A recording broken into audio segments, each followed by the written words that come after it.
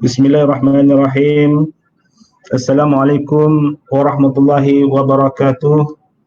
Alhamdulillah, syukur kita kehadrat Allah Subhanahu Wa Taala kerana pada malam ini dapat sekali lagi kita bersama dalam online solusi syariah siri yang ke-26, dan malam ini adalah siri yang terakhir, dan pada malam ini cukup istimewa dan saya berjaya untuk menarik antara sahabat baik saya di rakan sepengajian di sekolah menengah dulu, seorang timbalan pendakwa raya kanan. Jadi selalunya kita duk bicarakan tentang isu fasah dan sebagainya, kecederaan rumah tangga ataupun kecederaan ataupun keganasan rumah tangga. Pada malam ini kita akan ada satu panel jemputan yang saya katakan boleh katakan istimewa, yang memang orang yang dalam bidang pendakwaan di Mahkamah Sivil. Jadi pada malam ini kita bersama dengan Tuan Amril bin Johari, seorang timbalan pendakwa raya kanan Negeri Pulau Pinang dan di Pejabat Penasihat Undang-Undang Negeri Pulau Pinang, dan saya berjaya tarik beliau untuk bagi sedikit ulasan berkaitan dengan pendakwaan keganasan rumah tangga. Dan sebelum ini beliau merupakan graduan daripada UIA, dan sebelum ini juga beliau merupakan pelajar ataupun pelajar sekolah SMKA Al-Irsyad ketika mana saya belajar bersama dengan beliau dulu, dan graduan daripada UIA. Sebelum ini yang saya difahamkan beliau telah call terba dan seorang peguam bela peguam cara, dan beliau menjadi timbalan pendakwa raya di Borneo terlebih dahulu, dan beliau berpindah ke Taiping dan seterusnya ke Perlis dan kembali semula ke Pulau Pinang. Begitu sejarah kata kerjaya beliau, dan bagi saya beliau seorang yang cukup hebat dan cukup memahami tentang pendakwaan dan melanjutkan pelajaran lagi ke saya London, mungkin dia boleh terangkan nanti, dan beliau adalah orang yang tepat untuk berbicarakan tentang keganasan rumah tangga. Baru-baru ini dalam tempoh PKP ini pelbagai, kalau kita tengok dalam hari ini di Perak mengeluarkan kenyataan 50 keganasan rumah tangga. Banyak yang direkodkan, banyak yang panggilan telefon kepada saya juga adalah berkaitan dengan keganasan rumah tangga, tampak isteri dan sebagainya berlaku dalam ketika PKP ini. Adakah keganasan rumah tangga ini ada dari segi kesesaan ataupun di bawah keganasan yang memberi hukuman kepada orang yang melakukan kesalahan tersebut? Jadi pada malam ini insya-Allah kita akan saksikan, kita akan dengar apa pandangan Tuan Amril. Jadi sebelum saya meneruskan pada malam ini, saya minta sahabat-sahabat yang di luar sana, rakan-rakan sekolah di SMKA Al-Irsyad dahulu, minta tolong share ni sahabat kita, dan mana-mana daripada UIA, kawan-kawan saya daripada UIA yang pada hari ini masa pengajian, ini adalah graduan UIA, seorang timbalan pendakwa raya yang telah menjadi timbalan pendakwa raya kanan pada hari ini. Dan siri ini adalah siri yang terakhir, siri ke-26, dan sebelum kita menutup tirai Ramadan. Jadi sebelum itu saya nak paparkan sedikit tentang teaser apa yang telah kita poster yang berkaitan dengan rancangan siri yang pertama kita sehingga ke malam ini, siri 26. Okey, saksikan.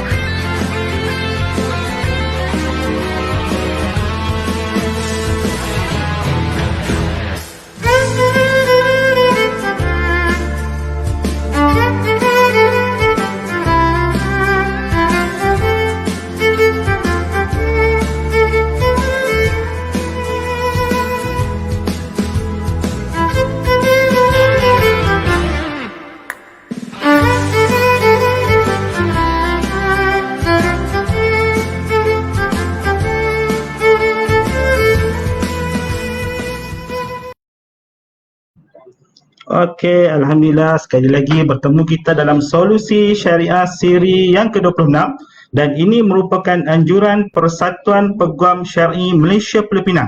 Dan sebelum ini kita telah bersiaran selama 26 siri dan kita menampilkan kepelbagaian peguam-peguam syar'i, peguam bela, peguam cara dan istimewanya pada malam ini Timbalan Pendakwa Raya Kanan daripada negeri Pulau Pinang. InsyaAllah saya terus jemput beliau ke talian. Assalamualaikum Tuan Amril.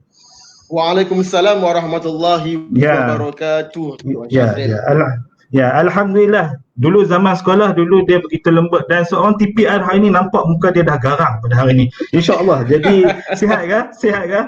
Alhamdulillah sihat Alhamdulillah. walafiat. Alhamdulillah. Okey. Jadi pada malam ni tuan kita akan membicarakan tentang pendakwaan bagi keganasan rumah tangga. Dan sebelum ini kita dapati statistik untuk keganasan rumah tangga begitu tinggi dalam keadaan PKP pada hari ini. Dan kadang-kadang apabila melibatkan keganasan rumah tangga ini melibatkan Muslim ataupun melibatkan umat Islam, kita perlu kepada merit untuk memfailkan kes sama ada kes ta'liq atau kes fasakh untuk pembubaran perkahwinan. Jadi pada malam ini kita nak tengok dari segi elemen, kita nak tengok apa yang dimaksudkan sebagai keganasan rumah tangga. Jadi untuk soalan pertama saya terus kepada soalan yang pertama dan penonton-penonton di luar sana sekiranya ada soalan boleh type di ruangan komen. InsyaAllah jarang-jarang sekali kita berada bersama dengan Timbalan Pendakwa Raya Kanan. Ini kalau sikit hari ini dia boleh jadi hakim mungkin hakim Mahkamah Tinggi dan sebagainya. Pengalaman beliau melepasi iaitu hampir 15 tahun Tuan TPR. 15 tahun lebih Ya, betul. Ya, lebih kurang 15 tahun. Jadi ini adalah yang cukup yang berpengalaman. Jadi Tuan Amril boleh maksudkan sedikit keganasan rumah tangga dari segi sudut jenayah. Silakan. Baik, terima kasih. Bismillahirrahmanirrahim. Assalamualaikum warahmatullahi wabarakatuh. Alhamdulillah rabbil alamin wa bihi nasta'in wa ala alihi wa ashabi ajma'in. Terima kasih kepada Tuan Syazril bertemu di Alam Maya. Ini ialah pengalaman saya kali pertama untuk bersemuka ataupun membuat live di FB ni. Ini alhamdulillah diberi kesempatan oleh Tuan Syazril, dijemput oleh Tuan Syazril. Baik, kalau kita lihat kepada definisi keganasan rumah tangga ataupun dinamakan sebagai domestic violence, keganasan rumah tangga ini secara amnya kita dapat faham bahawa apa-apa abuse yang dilakukan oleh seseorang terhadap ahli keluarga, okey, itu boleh jatuh di bawah apa yang ditermakan ataupun dianggap sebagai keganasan rumah tangga ataupun domestic violence, Tuan Syazril. Jadi kita faham tentang teruskan. Okey, boleh saya semakin. Kalau kita lihat dari segi undang-undang, teruskan. Kita ada undang-undang khusus yang cover keganasan rumah tangga, iaitu Domestic Violence Act atau keganasan rumah tangga tahun 1994, di mana definisi domestic violence itu telah pun ditakrifkan secara terperinci oleh undang-undang. Kalau kita lihat pada mulanya, definisi itu hanya terangkum kepada 5 perkara. Dan selepas itu dipindah dan ditambah lagi kepada 3 lagi perkara bagi mencakupi keseluruhan aspek kepada domestic violence yang cuba undang-undang atau legislature faham dan juga memberi definisi tentang perkara ini. Baik, yang pertamanya, tadi saya beritahu secara general berkenaan dengan apa itu keganasan rumah tangga. Now, kalau lihat kepada definisi Section 2, minta maaf kita masuk sikit dari segi definisi dari undang-undang. Definisi Section 2 mengatakan bahawa apa-apa perlakuan yang pertamanya menyebabkan kecederaan fizikal, itu boleh jatuh di bawah keganasan rumah tangga. Kita faham itu perkara biasa. Yang keduanya, atau seseorang itu meletakkan mangsa dalam keadaan ketakutan untuk kecederaan fizikal. Itu yang kedua. Yang ketiga, atau mana-mana orang yang meletakkan atau memaksa atau mengancam mangsa untuk melakukan perbuatan seksual yang mana mangsa mempunyai hak untuk menolak. Yang keempat, mengurung, menahan mangsa tanpa kerelaan mangsa. Yang kelima, khianat atau memusnahkan harta si mangsa dengan niat untuk memberi kesedihan dan juga kegusaran kepada mangsa. Itu yang itu pada fasa pertama takrifan keganasan rumah tangga. Seterusnya telah dipinda amendmentnya pada tahun 2012 dengan memasuki lagi tiga yang pertamanya untuk menyebabkan psychological abuse, iaitu kita namakan sebagai emotional injuries kepada mangsa. Okey. Yang kedua, menyebabkan mangsa suffer delusion melalui apa-apa substance dan yang seterusnya dia juga cover kepada victim yang kanak-kanak, Tuan Chazril. Itu kalau kita lihat dari segi definisi undang-undang di bawah takrifan Seksyen 2 Akta Keganasan dan Rumah Tangga tahun 1994, Tuan Chazril. Okey, begitu jelas apa yang disampaikan oleh Tuan Amri tadi, apa yang didefinisikan sebagai satu keganasan rumah tangga. Jadi kebiasaannya dalam takrifan rumah tangga ini, Tuan Amri, ini hanya kepada pasangan suami. Adakah hanya kepada pasangan suami isteri, sedangkan dalam keterangan tadi Tuan Amri menyebut termasuk kanak-kanak? Bagaimana jika mangsa ini merupakan kanak-kanak ataupun orang tua ataupun bekas pasangan? Maknanya dia bukan lagi sebagai suami isteri. Adakah ini termasuk dalam kategori keganasan rumah tangga? Silakan.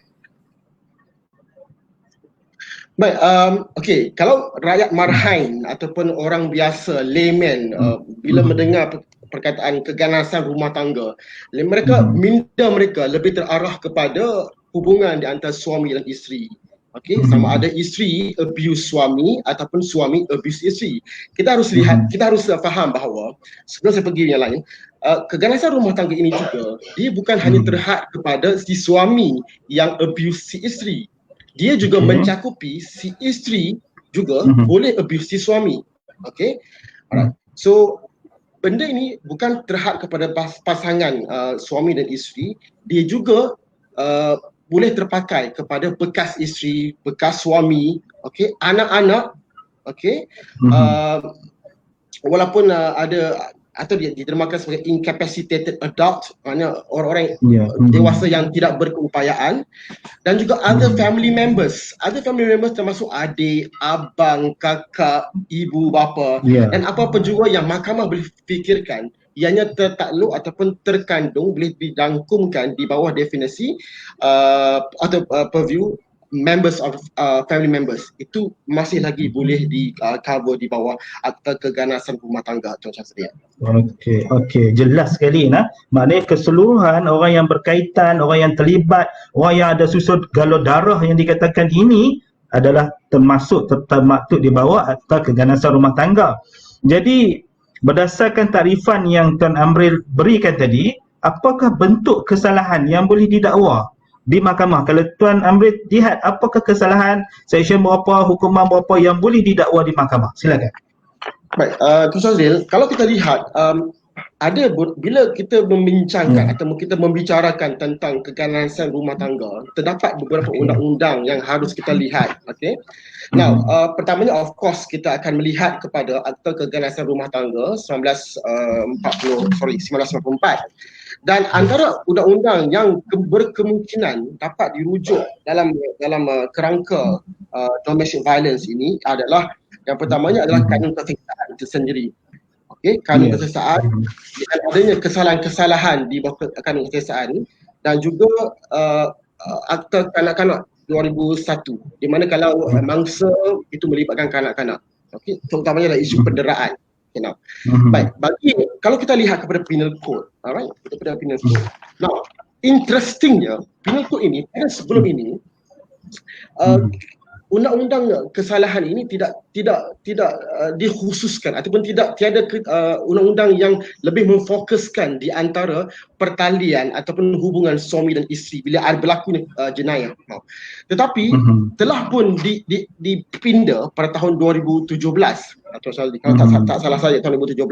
Pada ketika itu YB Nancy telah pun membuat satu pembentangan di parlimen untuk memasukkan peruntukan Seksyen 326A.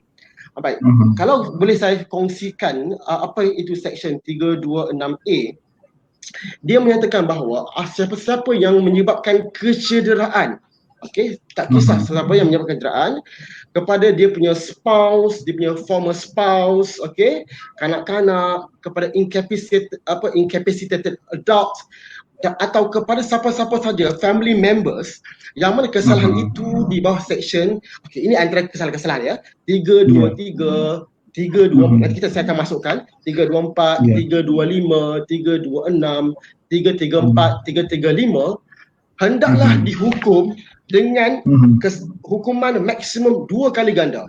Maksudnya kalau contohnya katakan kalau kesalahan menyebabkan kecederaan di bawah section 323 itu hukuman dia katakan, contohnya katakan hukumannya maksimum 10 tahun.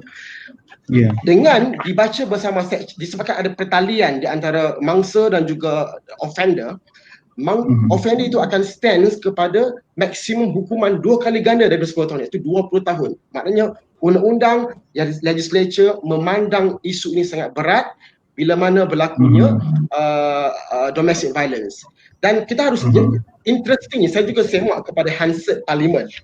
Hansard Parliament yang dibentang oleh YB9 menceritakan bahawa betapa undang-undang ataupun legislature memandang serius tentang keganasan rumah tangga ini. Okey, tuan-tuan. Bahkan dalam pembentahan Hansard tersebut pada muka surat 35, kalau boleh saya baca di sini, saya menarik. Okey. Baik, kita di sini okey, dia kata dua section baru, iaitu 326A dan 352A membentukkan pasangan atau sekiranya kekerasan telah dilakukan oleh pasangan. Section baru 326A ini berkenaan kecederaan telah menetapkan bahawa pasangan yang disabitkan di bawah section 323, 324, 325, 326, 334, 335 akan dihukum dengan pemenjaraan 2 kali ganda tempoh hukuman maksimum yang telah ditetapkan di bawah section yang mana dia disabitkan. Baik. Ada kita dalam ucapan webinar juga menyatakan bahawa ini saya nak beritahu ni, kedua-dua peruntukan ini dicadangkan meliputi kedua-dua pasangan, iaitu suami dan isteri. Okey, baru-baru ini ayat Hansard, baru-baru ini terdapat banyak kes yang mana isteri memukul suami. Okey. Alright. Contoh pada ketika itu. Sebagai contoh pada ketika itu, kes yang berlaku di Mahkamah Syariah Putrajaya ketika proses suluh sedang dijalankan, isteri telah mencederakan suaminya. Ini apa yang terkandung dalam Hansard tentang pindaan 326A. Bermaksud dia boleh terpakai alternate kepada isteri yang mencederakan suami, suami mencederakan isteri. Sometimes kita nak faham orang lain kan. Dia orang faham hanya isteri sahaja yang dimangsa. Tak ada. Betul. Okey. Baik. Bagi kepada kesalahan-kesalahan Tuan Chagril di bawah penal code, kesalahan-kesalahan di bawah penal code ni of course kita lihat kepada kesalahan-kesalahan 323, iaitu menyebabkan kecederaan. 323, 325, kalau 325, 324 menyebabkan cederaan dengan menggunakan senjata, 325 menyebabkan kecederaan parah, 326 menyebabkan cederaan parah dengan menggunakan senjata. Tak apalah dari segi section ni. Tapi layman term, bila berlakunya apa-apa keganasan rumah tangga, atau domestic violence, kita sebagai pendakwah raya, sebagai penyiasat, kita akan melihat kepada faktor kes tersebut. Bagaimana kecederaan itu diakibatkan kepada bangsa, yang pertamanya. Sama ada menggunakan senjata atau menggunakan pilihan tangan kosong. Kalau senjata, apa senjata yang digunakan? Adakah senjata tersebut senjata yang boleh menyebabkan kematian, kecederaan, atau senjata yang capable of causing death semuanya. So itu ada kira sebenarnya. Dari segi kecederaan juga, kecederaan of course bila kita nak masuk ke mahkamah ataupun kita nak buat apa-apa arahan tentang pertuduhan, mangsa akan dirujuk kepada pihak hospital. Di hospital, mangsa akan diberi treatment dan mangsa akan dikategorikan dari segi kecederaan macam mana. Doktor akan berikan laporan sama ada mangsa mengalami kecederaan parah atau kecederaan yang biasa atau dan sebagainya. Baik, bila kita lihat semua itu, baru kita akan buat satu kesimpulan sama ada fakta kes ini terjumlah kepada kesalahan 323 atau 324, 325 atau 326 dan sebagainya. Okey, jadi apa yang Tuan Amril ceritakan tadi, maknanya ia bergantung kepada pegawai penyiasat yang menyiasat dan perlu merefer kepada medical report untuk pendakwaan-pendakwaan tersebut. Bagi layman ataupun penonton-penonton di luar sana, apa yang disampaikan oleh Tuan Amril tadi berdasarkan penal code, iaitu kanun kesiasaan 323, 324, kalau nak sebut tu mungkin sebab pengajian saya di UIA pun 324 yang tu kita belajar, dan dia melibatkan kecederaan ataupun kematian yang boleh dikenakan hukuman 2 kali ganda berdasarkan yang diterangkan oleh Tuan Amril tadi. Jadi sahabat-sahabat, penonton-penonton di luar sana, sekiranya ada persoalan berkaitan dengan keganasan rumah tangga, kena ingat Tuan Amril ada cakap tadi, bukan setakat keganasan itu terhadap isteri sahaja, tetapi keganasan terhadap suami juga terlibat. Sebab apa yang disampaikan oleh Tuan Amril tadi menyatakan di Mahkamah Syariah di Putrajaya, Mahkamah Syariah, berlaku seorang isteri memukul suami, mungkin boleh dikenakan tindakan pendakwaan. Mungkin ini antara keganasan yang boleh dikatakan keganasan rumah tangga. Jadi penonton-penonton di luar sana, rakan-rakan Irsyadians, pelajar-pelajar UIA, mungkin boleh share kepada kawan-kawan lain dan like page saya ini. Dan yang pastinya program kita, slot kita pada malam ini adalah anjuran Persatuan Peguam Syar'i Malaysia Pulau Pinang, dan kami menongkar arus untuk menjemput seorang timbalan pendakwa rakyat. Jarang kita nak berhubungan dengan timbalan pendakwa rakyat, jadi sepatutnya kita nak kepada timbalan pendakwa syar'i. Tapi kami menongkar arus disebabkan terdapat banyak kes melibatkan keganasan rumah tangga. Jadi soalan seterusnya kepada Tuan Amril. Jadi Tuan Amril dah cerita tentang macam mana keganasan rumah tangga dan sebagainya. Sekiranya mangsa keganasan rumah tangga ini sama ada suami, isteri, anak, orang tua dan sebagainya, orang yang terlibat dengan keganasan rumah tangga ini tahu bentuk kesalahan yang dinyatakan tadi wujud, apakah yang mangsa perlu lakukan? Yang ni mangsa kadang-kadang dia ragu-ragu nak buat, tak tahu nak buat. Okey, apa yang dia perlu lakukan? Sebagai timbalan pendakwa raya mungkin boleh bagi tips untuk yang boleh lakukan. Silakan. Syazril, bila adanya mangsa yang terlibat dalam isu atau dalam perlakuan keganasan rumah tangga, okey, yang pertamanya of course dia perlu tampil dengan berani membuat laporan polis tentang apa yang telah diperlakukan kepada diri dia oleh si pemangsa. Baik. So daripada situ polis akan now ada dua keadaan. Nah, saya nak terangkan tentang bagaimana nak buat laporan polis. Nah, ada ketikanya disebabkan ini lebih terpakai kepada ahli keluarga yang rapat, suami, isteri, anak, ayah, ibu dan sebagainya. Nah, ada ketikanya yang mangsa, bila dia rasa dia mangsa, dia diperlakukan sedemikian rupa sebagai seorang mangsa dalam keganasan rumah tangga. Dia dalam dilema sebenarnya, sama ada perlu tak aku nak buat laporan polis. Okay. Kalau aku buat laporan polis, nanti polis datang tangkap aku punya bapa, tangkap aku punya suami, tangkap aku punya isteri. Nah, isu sekali itu antara dilema yang sentiasa bermain dalam fikiran mangsa-mangsa keganasan rumah tangga. Nah, ada dua keadaan. Kalaulah laporan itu hanya dibuat, dia hanya nak buat laporan sebagai rujukan tentang bagaimana dia diperlakukan tanpa mahu polis mengambil apa-apa tindakan kepada si pemangsa. Beliau boleh tampil buat laporan polis hanya sebagai rujukan tentang kecederaan ataupun apa yang telah diperlakukan sahaja. Maknanya dalam laporan itu tidak dinyatakan untuk polis membuat tindakan atau siasatan lanjut. Tetapi kalaulah kecederaannya teruk, okey, dah orang utara panggil berderemen muka ni semua, okey. Okey. So dia tak boleh nak simpan lagi, dia tak boleh nak tahan lagi dengan diperlakukan oleh pemangsa sebegitu rupa. Dah acap kali diperlakukan. So dia boleh tampil buat polis untuk pihak polis ambil tindakan. Untuk ambil tindakan.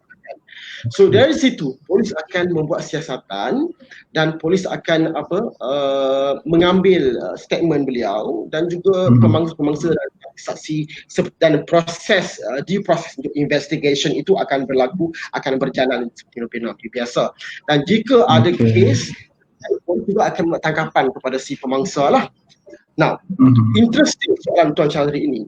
Katakan, sebelum dia buat laporan polis, dia perlukan protection, dia perlukan someone yang protect dia, dia perlukan undang-undang atau somebody untuk protect dia daripada terus diperlakukan. Undang-undang telah pun digubal di bawah Akta Kekerasan Rumah Tangga tentang apa yang ditermakan sebagai EPO, Emergency Protection Order, di bawah Section 3A. Ini digubal di tahun 2017 bagi menangani isu sebegini rupa, yang mana dia boleh mendapatkan protection order daripada pegawai JKM, Jabatan Kebajikan Masyarakat, termasuk pengarah JKM negeri atau daerah. Nah, pegawai JKM akan boleh memberikan EPO, Emergency Protection Order, kepada mangsa tersebut. Dia boleh apply pada bila-bila masa secara ex parte. Ex parte maksud dia sebelah pihak saja. Tak perlu, pada ketika itu tak perlu pun laporan polis pada ketika tersebut. Dia hanya perlu tampil, buat aduan kepada JKM, dan JKM berpuas hati adanya kes kekerasan rumah tangga, maka pegawai JKM diberi kuasa untuk mengeluarkan perintah EPO bagi nak protect mangsa tersebut. Jadi maknanya EPO itu dikeluarkan oleh JKM lah. Oleh JKM itu pada yes, pada peringkat awal. Now, katakan dia dah buat report, dia dah buat laporan polis. Bila dia dah buat laporan polis, undang-undang Akta Kekerasan Rumah Tangga ini memperuntukkan protection juga pada beliau, di mana tadi EPO, sekarang kita boleh apply untuk IPO. IPO dan EPO boleh berada ataupun boleh berdiri side by side. Tidak bermaksud bila IPO ada, EPO tak ada. Now, boleh. Now, IPO, Interim Protection Order, interim perintah perlindungan sementara. Itu governed by Section 4. Salah saya, Section 4 Akta Kekerasan Rumah Tangga. Itu adalah protection sementara yang diberikan oleh undang-undang, yang itu perlu tampil ke mahkamah lah, juga secara ex parte, untuk ketika mana tendency of investigation, maknanya ketika siasatan berjalan, diteruskan, pada ketika itu, pada fatrah tersebut, boleh diberikan perlindungan kepada dia. Bukan juga kepada dia, kalau dia merasakan bahawa dia dari mangsa, ada kemungkinan untuk adik-beradik dia atau anak-anak dia, ibu dia, ayah dia, IPO juga merangkumi mereka yang keseluruhan, yang jika dalam semula sabahnya mereka juga mungkin akan menjadi mangsa kepada pemangsa. Baik. Jadi saya nak tanya sedikit, biasanya kita tentang laporan polis ni, biasanya ada 3 keadaan. Biasanya orang layman ini akan membuat laporan polis. Yang pertama, biasanya di akhir ayat tu dia kata untuk keselamatan diri. Yang kedua, untuk dirujuk kepada mahkamah syariah. Yang ketiga, untuk dirujuk kepada pendakwaan. Adakah ketiga-tiga ini mempunyai perbezaan dan kesan kepada unit ataupun jabatan pendakwa untuk mendakwa? Macam mana timbalan pendakwa melihat keadaan situasi 3 rekod polis ini sekiranya untuk didakwa? Silakan. Baik, terima kasih Tuan Zazril. Baik, dari segi laporan polis, betul apa yang Tuan Zazril beritahu. Ada 3 keadaan laporan, 3 bentuk laporan polis yang mangsa boleh buat. Cumanya, bagi timbalan pendakwa raya, kita hanya berdasarkan kepada kertas siasatan yang telah pun dibuka oleh pihak polis, berdasarkan kepada siasatan yang telah pun dijalankan oleh pihak pegawai penyiasat polis. Jika polis tak buka kertas siasatan, tidak melakukan apa-apa kesiasatan, tiada kedasatan dikeluarkan oleh pihak pendakwa raya untuk kita lihat dan kita bagi arahan sama ada perlu dituduh di mahkamah atau tidak, atau sebaliknya. Nah, dari situ bermula, apa yang penting sekali adalah dari segi laporan.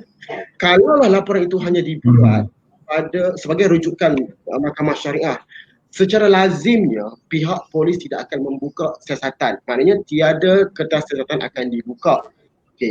Pertama. Kalau dibuat sebagai rujukan semata-mata, juga tiada kertas siasatan. Mangsa harus tanya diri dia sendiri, aku nak buat laporan ni untuk apa?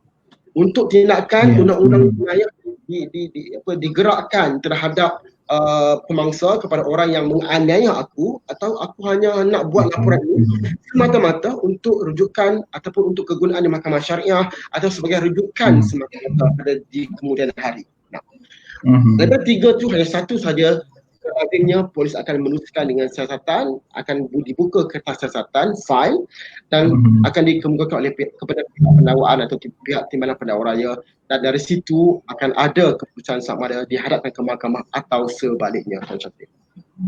Okey, saya agak bersetuju dengan yang penerangan Tuan Amri mengatakan tadi. Maknanya terletak kepada orang yang melakukan report ataupun orang yang mangsa keadaan tersebut, sama ada untuk mengambil tindakan lanjut ataupun tidak kepada pemangsa. Sebelum itu, kepada penonton-penonton, sekiranya ada persoalan, boleh terus type di ruangan komen. InsyaAllah Tuan Amri pada malam ini akan cuba menjawab persoalan-persoalan yang anda cuba kemukakan. Dan bagi penonton yang baru mengikuti untuk FB Live ini adalah satu slot anjuran Persatuan Peguam Syar'i Pulau Pinang, dan pada malam ini panel kita adalah Tuan Amril bin Johari, seorang timbalan pendakwa raya kanan bagi negeri Pulau Pinang, dan beliau sangat berpengalaman, kira lebih kurang 15 tahun dalam dunia pendakwaan ini. Jadi ini peluang masa untuk anda berhadapan dengan ataupun menanyakan soalan. Kalau nak jumpa takut ni, tapi kalau boleh tanya soalan, insya-Allah beliau cuba jawablah, kan. Jadi soalan Tuan Amri, kepada Tuan Amri lagi soalan, sekiranya mangsa ini yang Tuan Amri kata dia orang ni bergantung pada dia orang, betul. Tapi kadang-kadang ada yang mangsa-mangsa ini takut. Contohnya kita katakan sekiranya mangsa ini melaporkan dan membuat aduan terhadap pelaku jenayah keganasan rumah tangga tersebut, adakah mangsa ini tidak akan mendedahkan dirinya kepada risiko? Silakan. Baik, ini soalan-soalan ataupun keadaan ini terpakai kepada kebanyakan kes-kes jenayah di Mahkamah Malaysia ini. Baik, dari segi saksi, secara generalnya kita mempunyai undang-undang khas untuk saksi, untuk protection kepada saksi, iaitu kita ada Witness Protection Act, iaitu Akta Perlindungan Saksi. Tak apalah, kita tak masuk secara detail tentang Witness Protection Act. Apa yang saya nak masukkan, saya nak beritahu di sini bahawa dilema ini memang ada. Kalau aku buat laporan polis, ada tindakan yang akan dilakukan, bagaimana nasib aku kemudian hari. Okay. Seperti saya beritahu, dari segi undang-undang, protection Akta Keganasan Rumah Tangga sudah bagi saya sangat mencukupi untuk kita nak protect mangsa-mangsa tersebut. Okay, disebabkan dia mencakupi keseluruhannya. Kalau kita lihat kepada, bila katakan, itu pada peringkat EPO. EPO ada 3 peringkat, dia ada 3 protection order. Ada EPO, Emergency Protection Order, kita ada IPO, Interim Protection Order, dan kita ada PO, Protection Order. Now, ketiga-tiga jenis protection order ini adalah untuk kita nak protect mangsa. Kita nak protect mangsa. Undang-undang faham tentang kalau dia tampil ke hadapan nak buat laporan polis, nak minta untuk pihak berkuasa mengambil tindakan kepada si pemangsa yang mana dia punya hubungan secara close dengan pemangsa, undang-undang faham dan undang-undang memperuntukkan protection, perlindungan yang khusus kepada mangsa seperti mana EPO, IPO dan PO. Now, menariknya Tuan Syazril, kalau kita lihat kepada IPO, PO dan EPO, bukan saja terhad kepada mangsa, juga boleh terhad kepada, boleh juga dirangkumkan kepada ahli keluarga lain yang berkemungkinan menjadi mangsa. Dia bukan sahaja kita bukan saja nak menghindarkan pemangsa daripada terus melakukan violence kepada mangsa ataupun kepada bakal mangsa, tak kisah ahli keluarga manapun. Tetapi dia juga kita nak protect atau kita nak menghindarkan apa juga bentuk upaya yang cuba dilakukan oleh pemangsa dalam cuba nak memberikan tekanan, dalam cuba dalam memberikan apa-apa injury kepada dia punya physical ataupun mental kepada mangsa. Termasuk kita nak menghindarkan pemangsa daripada menggunakan pihak ketiga untuk membuat violence tersebut. Of course lah, bila kita ada protection order yang diberikan against the offender, so dia tak boleh nak buat, dia tahu dia tak boleh nak buat sebab ada protection order. Tapi kemungkinan dia akan upah orang lain, ada anggota keluarga lain yang sekutu dengan dia minta orang tu tolong buat. So sehingga peringkat tersebut undang-undang memperuntukkan protection order boleh dihindarkan kemungkinan kejadian seumpama itu. Okey. Contohnya ada sehingga ada lagi Tuan Syazril, katakan kalau suami isteri, ibu dan ayah semua yang tinggal serumah, kalaulah dia nak balik ke rumah, dia nak ambil belongings dia, barang-barang peribadi dia apa semua, macam makcik-makcik nak balik ke rumah, dah bergaduh dengan dah pindah pergi ke rumah orang lain, okey. So dia nak ambil barang kemas dia, okey, kat nak raya barang kemas. So dia boleh pergi balik ke rumah dia dengan menghubungi pihak pegawai penyiasat, dan kita akan bagi seorang pegawai polis mengiringi dia pergi ke rumah, ambil barang-barang dia sehingga pada peringkat tersebut. Dan mana-mana orang yang violate perintah yang dikeluarkan, perintah protection yang dikeluarkan itu akan telah melakukan kesalahan di bawah Seksyen 8. Okey, itu khusus bagi kenakan rumah tangga, bagi violation of the protection order. So nasihat saya, jangan takut. Okey, you tampil ke hadapan adanya protection yang kita bagi undang-undang. Now, itu dari segi undang-undang. Ada, saya difahamkan ada banyak NGO di luar sana, terutamanya di Pulau Pinang. Kita ada, kalau Tuan Haji pernah dengar lah, WCC, Women Center for Change, di mana dengar. Okey, mereka ini sangat bagus untuk melindungi mangsa. Mereka akan buat apa sahaja demi kepentingan mangsa. So boleh berhubung dengan mereka akan step in daripada day one sehingga kes tu selesai, sehingga mangsa dijatuhkan hukuman. Bahkan ada ketika perbicaraan dilakukan, wakil daripada WCC ini akan duduk dalam mahkamah, watching brief, lihat prosedur perbicaraan itu berlaku, bagi menjamin kepentingan mangsa didahulukan. Okey, jadi saya nak terus kepada soalan. Kita dah bersiaran sampai 37 minit dah. Mungkin kita extra lagi 30 minit sebab sedap tajuk ni, tak habis lagi untuk berbincang. Jadi saya nak terus kepada soalan penonton-penonton, iaitu daripada Haji Musyiri Pit.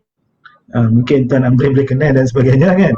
Okey, dan soalan daripada Tuan Haji Musyiri Pit, masalah bila kes dibawa ke mahkamah. Kadang-kala setelah report dibuat dan pasangan dituduh di mahkamah, si isteri kadang-kala akan menarik balik report. Ini menjadi sedikit dilema kepada semua pihak, khasnya kepada pendakwaan untuk meneruskan kes pendakwaan jika mangsa tidak berminat untuk teruskan kes. Ulas sikit Tuan. Kebanyakan kesian kepada suami ataupun kesian kepada isteri dan sebagainya. Jadi di tengah kes itu tarik balik kes. Apa pandangan Tuan Amri dari segi isu ini? Silakan. Baik, Tuan Syazril, ini tadi kita sembang dari segi prinsip undang-undang atau dari segi teori. Tetapi bila masuk pada hakikat sebenar kejadian atau hakikat aplikasi undang-undang di Mahkamah Malaysia, dan itulah sebenarnya yang berlaku, kebanyakannya akan berlaku sedemikian rupa. Terima kasih kepada Tuan Musyiri. Ini seorang hakim Mahkamah Session ni, Tuan Musyiri. Okey, so dia memang bagi pihak pendakwaan itu adalah satu dilema yang cukup besar sebenarnya. Bila katakan isteri diperlakukan ataupun abused by the husband, kesiasatan dibuka dan ada keterangan yang cukup dan kukuh, so kita teruskan dengan mendakwa di mahkamah. Alright, so once kita dakwa di mahkamah, tiba-tiba si isteri berubah fikiran atas dasar sama ada dipujuk semula oleh suami atau atas dasar ini faktor dia, sama ada dipujuk semula oleh suami, kesian kepada suami, kesian kepada anak-anak. Maknanya kalau anak suami kena tangkap polis, masuk penjara, masuk lokap, kena riman apa-apa, so kesian anak-anak tak ada mak bapak, tak ada bapa. Okey, dan nampaknya sayang kepada rumah tangga, dan dia nak bagi peluang kedua, ketiga, keempat, ke-10 kepada suami supaya dapat berubah. Maka dia tampil kepada pihak polis untuk membuat laporan, menarik balik laporan polis. Ini memang Okey. kerap acap kali berlaku. Alright. Sehingga kan kita rasa macam kalaulah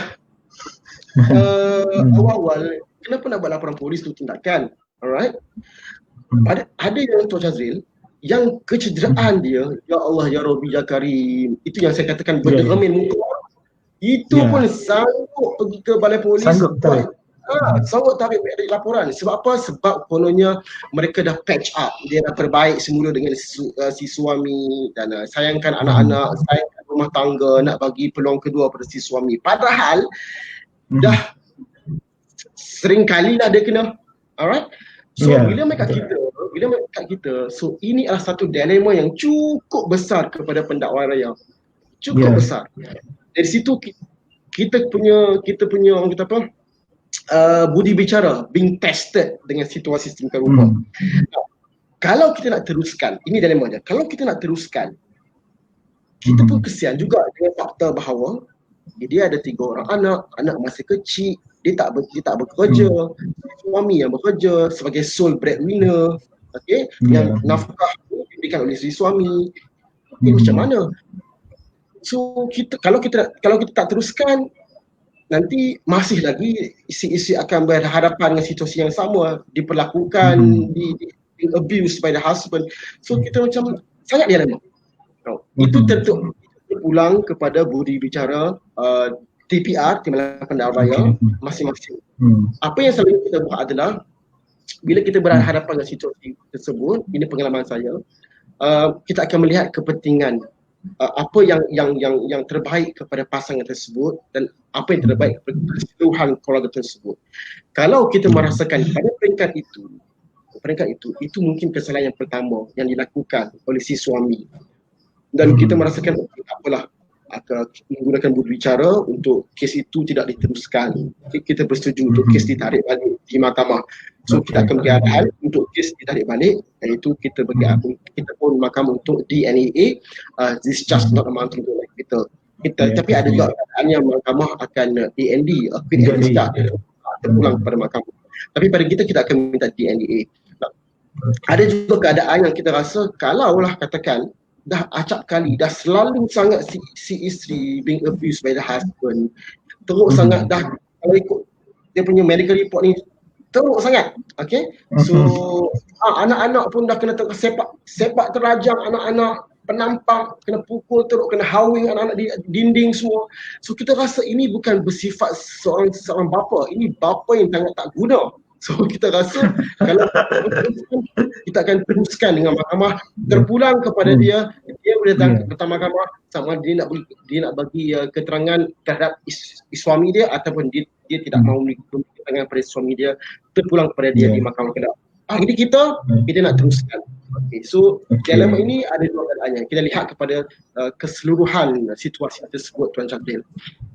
Jadi maknanya daripada segi untuk tarik balik atau tidak tarik balik, berdasarkan rekod polis yang telah ditarik balik ni adalah kuasa TPR untuk menarik balik ataupun tidak. Betul. Jadi sekiranya sebab ada yang persoalan yang tanya, kalau saya tarik balik, adakah saya pula akan kena dakwa sebab laporan palsu dan sebagainya? Itu apa pandangan Tuan Amri dari segi tu, isu tu? Okey, dari segi laporan palsu atau tidak, itu isu yang kedua. Saya akan pergi kepada isu tadi. Nah, Tuan Syazril beritahu tadi, kadang-kadang orang awam ni bila dia buat laporan tarik balik report, dia beranggapan kes selesai. Okey. Dia harus ingat bahawa sebelum dia buat report, itu hak dia.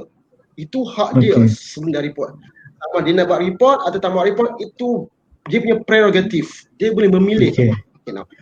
Once laporan telah pun dibuat kepada pihak polis, dia lose touch dengan dia punya hak. Maknanya itu akan jadi hak kepada pihak polis untuk menyiasat, dan akan juga balik kepada hak Timbalan Pendakwa Raya atau Pendakwa Raya untuk meneruskan atau nak buat apa sahaja berkenaan dengan kes tersebut. Berarti bila dia buat laporan tarik balik report, kes itu belum terhenti di situ, kecuali kalau Timbalan Pendakwa Raya bersetuju untuk kes itu ditarik atau diputuskan stop setakat itu sahaja. Alright. Other than that, kes akan diteruskan oleh tim 8 orang walaupun ada laporan tarik balik. Okey, Tan Jibril. Okey, jelas, begitu jelas tentang report polis tarik balik yang ditanya oleh Tuan ataupun diberi cadangan oleh Yang Arif Hakim Mahkamah Session tadi. Jadi seterusnya soalan daripada Madam Rohani ataupun Dr. Rohani Abdul Rahim. Okey, guru saya juga ni. Beliau bertanyakan, Assalamualaikum, sekiranya proses kes perceraian, yakni belum cerai, sedang berjalan di mahkamah, suami memiliki senjata, apa tindakan yang boleh diambil peguam syariah untuk mengelakkan kecederaan pada isteri dan anak-anak? Bila ditanya pada peguam syariah, apakah boleh senjata berkenaan diambil daripada suami? Jawapan yang diberi peguam syariah, tidak boleh ambil senjata api berkenaan daripadanya kerana dia diberi lesen oleh polis untuk memilikinya. Apa pandangan Tuan apabila terjadi salah laku sedemikian, salah guna iaitu senjata api tersebut? Silakan. Baik, Tuan Syazril, okey. Now berkenaan dengan senjata, saya tak pasti apa yang Madam Rohani masukkan dengan senjata. Kita perlu lihat kepada jenis senjata yang ni. Kalau jenis senjata itu adalah jenis senjata jenis senjata macam pistol, okey, senapang, itu kita ada peruntukan khas yang boleh kita guide, yang boleh kita gunakan. Okey, kita ada Arms Act, kita ada Firearms Act dan umpamanya. Tapi kalau katakanlah senjata biasa, pisau dan sebagainya, saya rasa tampil ke hadapan, buat laporan polis, so pihak polis akan ambil tindakan yang sepatutnya. Kalau memang betul senjata tu digunakan, so kita akan terus ditangkap polis. Ingat bahawa kalau pun ada IPO, PO yang dikeluarkan oleh mahkamah pada peringkat perbicaraan, pada peringkat itu juga mahkamah juga mempunyai budan kuasa untuk mengeluarkan perintah untuk perintah tangkapan. Maknanya bila ada apa-apa selepas pada ketika IPO dikeluarkan atau selepas IPO dikeluarkan, ada unsur-unsur keganasan yang akan berlaku, pihak polis boleh menggunakan alasan tersebut untuk terus menangkap si pemangsa tersebut secara terus-menerus. Itu adalah kesalahan itulah kesalahan yang visible. Okey, jadi maknanya maksudnya Tuan Amri yang masukkan tadi bahawa peguam syar'i, hakim mahkamah syariah tidak mempunyai kuasa tentang untuk nak mengambil senjata tersebut. Apa yang perlu dilakukan oleh mangsa ini ataupun isteri ini perlu membuat aduan kepada pihak polis yang berkuasa untuk mengambil senjata tersebut untuk mengadakan ataupun mendakwa peringkat seterusnya. Macam tu kan? Ya. Yang dimaksudkan? Okey. Ya, betul. Okey, itu begitu jelas. Jadi saya teruskan soalan lagi. Saya lihat daripada Rin Jesslyn. Okey. Apakah nasihat Tuan kepada mangsa keganasan rumah tangga di luar sana yang memilih untuk bertahan dan tidak membuat laporan polis atas alasan demi kebajikan anak-anak? Terima kasih. Silakan. Ini yang saya katakan ni, Tuan Syazril. Jadi banyak kes ni. Ini adalah dilema-dilema yang dihadapi oleh kebanyakan mangsa-mangsa keganasan rumah tangga. Baik, kalau kita tak nak tindakan yang ambil kepada isteri kita, kepada pemangsa disebabkan oleh kita punya hal keluarga. Saya rasa kita boleh pergi kepada pihak JKM. Pihak JKM juga mempunyai bidang kuasa untuk melihat dan mengambil tindakan yang patut seperti mana EPO dan sebagainya yang saya kata tadi. Right.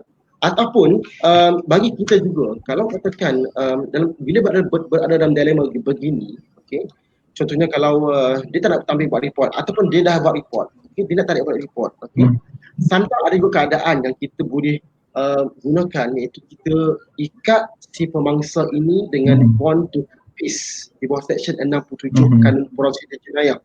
Seksyen 67 bond to peace Kanun Prosedur Jenayah. So kita boleh ikat dia, maknanya dalam peringkat pada tempoh bond to keep peace ni, you perlu berlaku baik, tidak akan melakukan apa-apa kesalahan jenayah yang boleh ditarik sebagai jenayah, dan you boleh ditangkap, dibawa ke mahkamah dan boleh dihadapkan. Isu je pula, kalau ada juga keadaan yang bila kita ikatkan si pemangsa ini dengan bond to keep peace, suami tak bekerja. Suami tidak ada duit untuk sureties bond tersebut. Isteri terpaksa jadi surety, atau isteri ambil duit dia bagi orang lain untuk jadi surety atau kepada suami untuk ikat diri dia bawah Seksyen 67. Balik isteri. So macam mana kalau kita nak kata kita nak bond to keep peace si suami atau si pemangsa ni, kalau isteri yang sebagai mangsa juga tampil ataupun bersedia untuk nak jamin si suami dalam bond to keep peace ni, dia balik macam tu lah, tu saja. Ini dilema yang rata-rata yang lazimnya kita lihat pada hakikat kebenaran bagaimana kes-kes keganasan rumah tangga itu di Malaysia pada ketika ini. Ya, ya. Okey, saya rasa jelas penerangan Amril. Okey, soalan seterusnya daripada saya bakal jenazah, tuan, bila berlaku penderaan fizikal, apakah yang perlu dilakukan dahulu? Terus ke balai polis buat laporan atau pergi dapat rawatan untuk preserve bukti medikal atau kesandaraan? Silakan. Soalan bagus. Okey, kalau kita boleh bertahan, kalau soalan ataupun kalau kecederaan itu kecederaan yang tidak serius, okey, dan tak serius, boleh terus pergi ke balai polis buat laporan terlebih dahulu. Di situ polis juga akan bawa mangsa ini akan rujuk kepada hospital dan diberi treatment dan laporan perubatan akan dikeluarkan. Dan dalam keadaan kedua, kalau keadaan kecederaan itu serius, jangan pergi laporan, jangan pergi balai polis buat laporan dulu. Pentingkan diri you pergi ke hospital, dapatkan treatment terlebih dahulu. Sebab apa? Di hospital juga kita ada unit khas. Saya crisis unit, apa nama dia? Tapi ada crisis unit di mana jika ada bangsa yang mengalami kecederaan disebabkan oleh keganasan rumah tangga, penderaan kanak-kanak dan sebagainya, so ada tim khas di hospital yang akan alert kepada pihak polis. Alright, so nasihat saya, kalau kecederaan tu you boleh tahan, kecederaan yang biasa setakat lebam, you boleh laporan polis dan polis akan rujuk you kepada pihak hospital dan laporan. Tapi kalau kecederaan yang teruk, tolong pergi ke hospital, dapatkan treatment. Di situ ada unit khas hospital untuk menangani isu-isu ini, akan terus alert kepada pihak polis dan pihak polis akan terus datang dan lihat bagaimana keadaannya. Kesihatan. Okey. Seterusnya soalan Tuan Amril, kita cuba raikan juga walaupun ada yang kita dah terang tadi. Okey, daripada Muhammad Asri E. Assalamualaikum tuan. Jika telah didakwa dalam keadaan tertentu si pengadu ingin menarik balik kembali tindakan, adakah dapat diteruskan atau sebaliknya sedangkan kes berjalan separuh jalan? Apa tindakan? Mungkin tadi tuan dah terang, mungkin bagi sikit untuk terlepas pandang kot Cik Muhammad Asri ni, bagi sedikit jawapan. Baik, Cik Asri, suka saya nyatakan sekali lagi bahawa dalam keadaan ini memang dilemanya adalah pada pihak pendakwaan. Itu dilemanya. Saya katakan laporan sama ada mangsa nak buat laporan atau tidak di pihak polis, itu hak mangsa. Tapi apabila laporan telah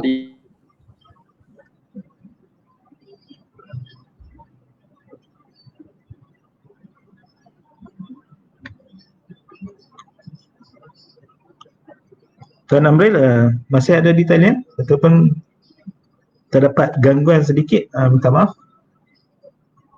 Tuan Amril, masih ada di talian?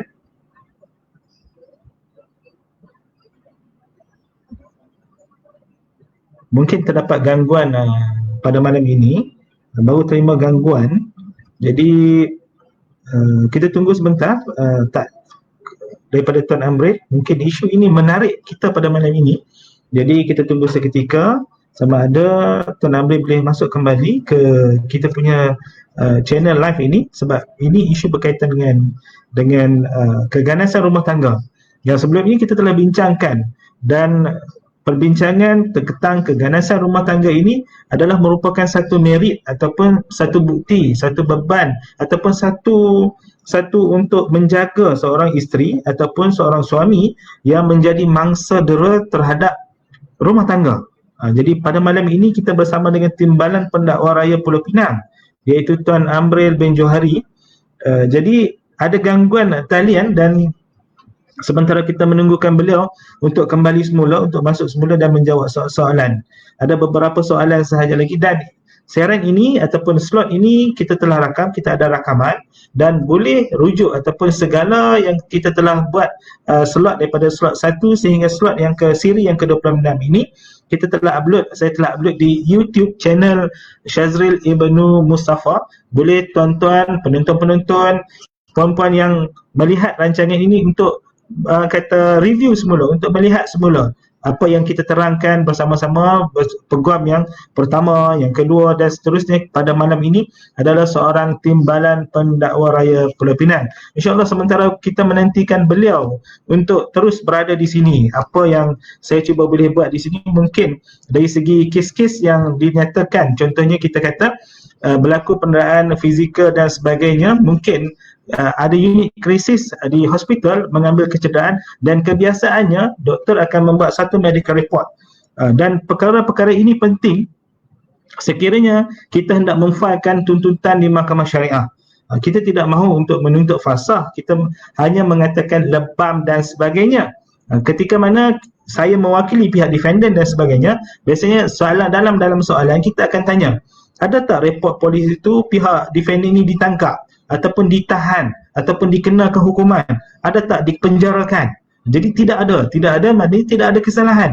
Bila tidak ada kesalahan, dia tidak menjadi satu kes yang kuat kepada seorang isteri untuk mensabitkan perceraian secara fasah, sebab elemen-elemen yang dibuktikan ataupun kesalahan yang dibuktikan ataupun pengakuan bersalah yang telah dibuktikan di mahkamah sivil ataupun di mahkamah magistrat berkaitan dengan hukuman-hukuman ataupun denda dan sebagainya itu boleh dibawa ataupun diambil kira oleh mahkamah syariah untuk mensabitkan sama ada perceraian itu sabit ataupun tidak. Kebiasaannya apabila perintah ataupun hukuman itu telah ada, maknanya dalam hati mahkamah ini telah ada satu merit, telah ada satu keputusan salah, sama ada mengaku salah ataupun beliau telah dibuktikan bersalah. Ini juga diambil kira untuk mahkamah memfasahkan kalaulah sekiranya pihak suami ini tidak mahu menceraikan si isteri. Jadi begitu pentingnya laporan polis ini. Yang saya tanya kepada Tuan TPR tadi, Tuan Amril tadi, apa yang perlu dalam report polis?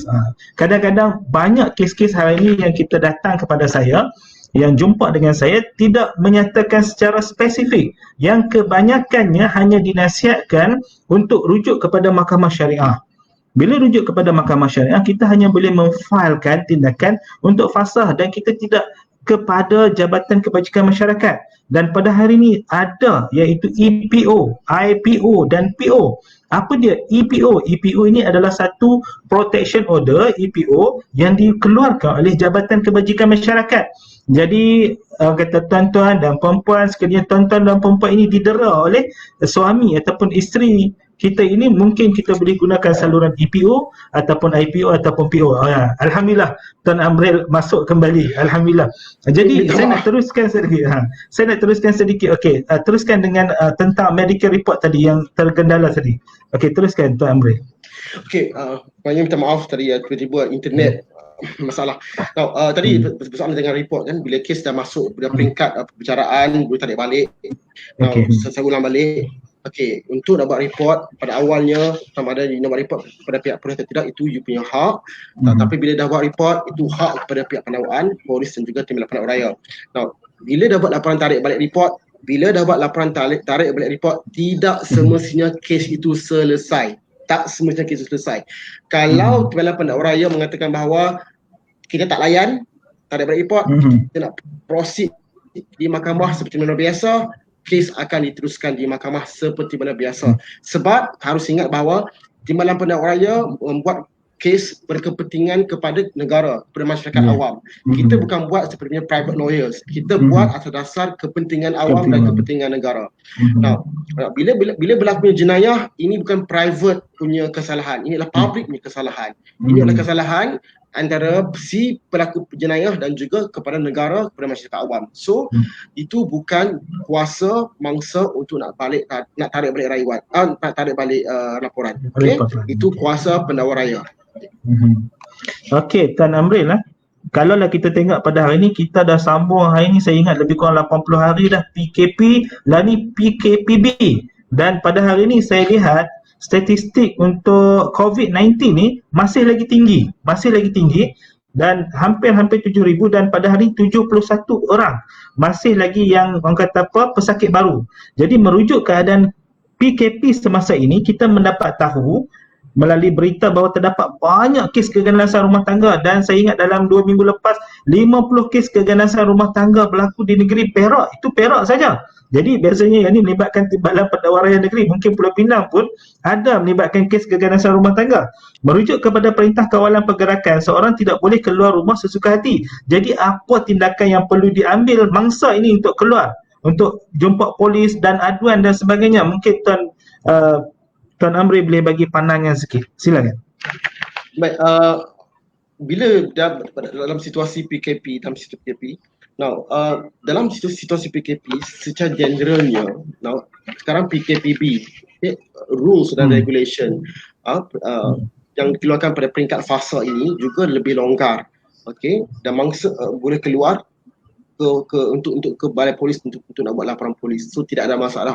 Even pada peringkat PKP dulu pun dia boleh keluar atas maslahat tertentu, dan bukanlah undang-undang itu secara nak mengunci seorang individu untuk keluar, tapi kalau dia ada maslahat, tak ada masalah, ada orang kata exception yang boleh dia keluar untuk tampil buat laporan polis di balai polis, tak ada masalah. Okey, boleh. Okey, soalan mungkin ini adalah soalan terakhir. Kita dah sampai 1 jam untuk kita online. InsyaAllah lepas ini siri-siri akan datang, penyiasatan yang tentang pendakwaan yang cukup hebat selepas ini kita akan adakan. Dan soalan terakhir mungkin ini daripada Tuan Syahrul Nizam. Salam. Sekiranya berlaku ugutan, contoh suami ugut untuk cederakan isteri tapi melalui telefon, bagaimana isteri nak buktikan ugutan tersebut berlaku? Silakan Tuan. Ini selalu terjadi. Terpaksa isteri ini terpaksa tarik kerana kita nak buktikan benda tu susah. Jadi teruskan. Baik, soalan ni terima kasih kepada Tuan Syahrul Nizam nama dia. Okey. Baik, Tuan Syahrul. Okey. Ini soalan ini dia berbalik atau dia boils down kepada isu siasatan dan juga isu pengemukaan keterangan di mahkamah. Isu keterangan lah sebenarnya. Kalau hanya ugutan melalui telefon, baik, kita lihat ugutan dari segi macam mana. Pertamanya, sama ada ugutan itu ugutan secara verbal, dia call, atau dia buat ugutan secara WhatsApp atau text, Instagram, whatsoever. Nah, undang-undang memperuntukkan kesalahan. Kalau dia guna teks macam mana, ada kesalahan yang lain, dia masih lagi di bawah takrifan ugutan. Nah, bagaimana kita nak buktikan? Yes, itu kalau kebanyakan kes pun, kalau kita lihat ada kejadian-kejadian yang tidak mempunyai saksi pun. Maknanya itu kejadian berlaku di antara mangsa dan juga offender atau accused atau suspect.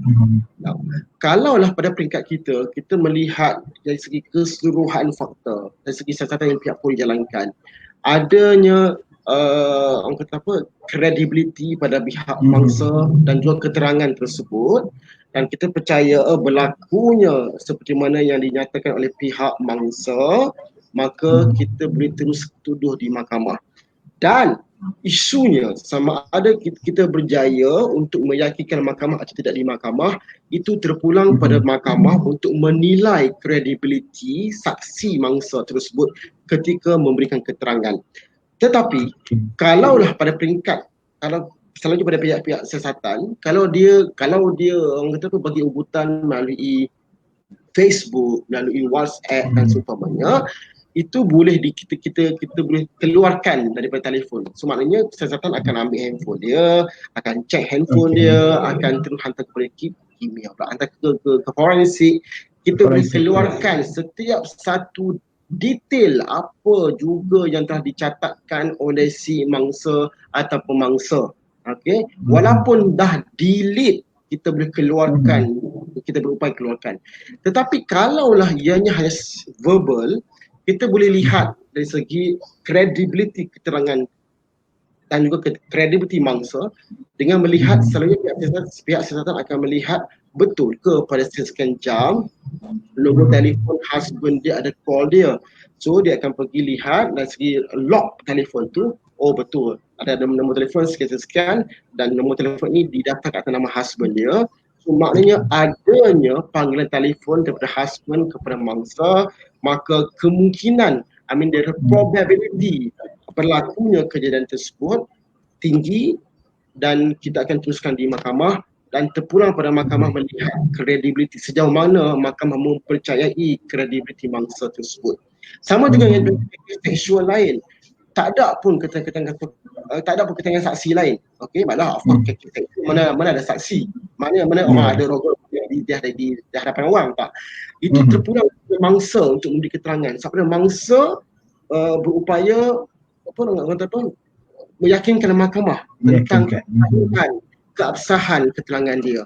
Kalaupun tidak ada keterangan sokongan lain seperti laporan kimia untuk menunjukkan kewujudan semen dan sebagainya. Kalau hanya keterangan dia saja, undang-undang tidak menafikan hak dia untuk menuntut hak dari mahkamah dalam undang-undang jenayah. Okey, terima kasih. Dan untuk kalam terakhir kepada penonton-penonton pada malam ini, iaitu anjuran Persatuan Peguam Syariah Malaysia Pulau Pinang, supaya kata Tuan Amri boleh sampaikan dalam masa 30 saat penggulungan kita perbincangan tentang isu pendakwaan keganasan rumah tangga ini. Silakan. Baik, Tuan Syazil, simple saja. Mangsa tampil, buat laporan dan minta you punya hak didengar. Satu. Kedua, jangan takut dengan apa-apa kemungkinan. Once you rasa you mangsa, undang-undang ada di sana untuk protect you. Tiga, satu lagi, saya nak beri amaran kepada mangsa-mangsa. Jangan berpura-pura jadi mangsa. Sebab ada kes-kes Tuan Syazil, kes pendek di mahkamah syariah. Sebabkan dia nak dapatkan hak hazalah anak-anak tersebut, dia buat laporan, konon-kononnya husband pukul anak, husband menceritakan anak, husband abuse anak. So ada keterangan-keterangan mangsa-mangsa yang buat laporan sedemikian rupa, bila kita buat siasatan, mangsa telah berbohong dan kita akan backfire dia. Kita akan tangkap dia, kita akan tuduh dia buat laporan palsu. Awas pada mangsa. Once you betul-betul mangsa, tampil, jangan takut, undang-undang ada di sana untuk nak protect you pada bila masa. Okey, dan alhamdulillah, terima kasih kepada Tuan Amri. Saya mewakili Persatuan Peguam Syariah Malaysia Pulau Pinang mengucapkan ribuan terima kasih, jutaan terima kasih kepada Tuan Amril, dan kami berharap supaya Tuan Amril pada sesi-sesi akan datang dalam keadaan new normal ini dapat berkolaborasi dengan kami, yang mana kami rasakan penting untuk memartabatkan tentang perundangan syariah di Malaysia, dan lebih spesifik lagi kepada kanun prosedur jenayah. InsyaAllah mungkin kita akan kolaborasi untuk siri-siri akan datang.